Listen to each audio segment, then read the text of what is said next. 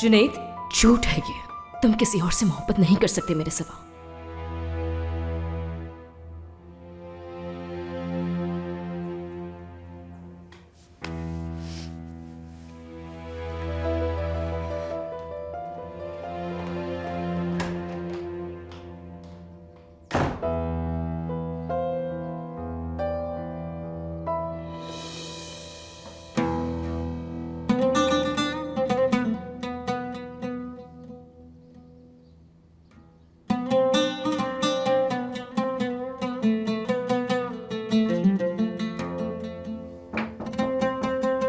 आ जाए।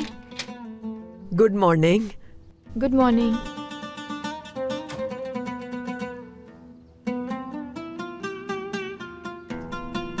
बेटी, मुझे आज सादिया से मिलने जाना है। तुम्हारी भी उससे मुलाकात नहीं हुई, तो मैं चाह रही थी कि तुम भी मेरे साथ चलो।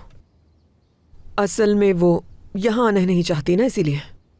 हमीदा खाला कह रही थी कि वो मुझसे मिलने आ रही हैं।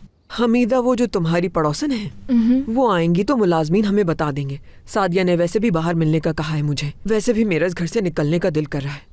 मेहमत हमारे साथ होगा, जैसे ही वो आएंगी ले आएगा वो तुम्हें। ठीक है।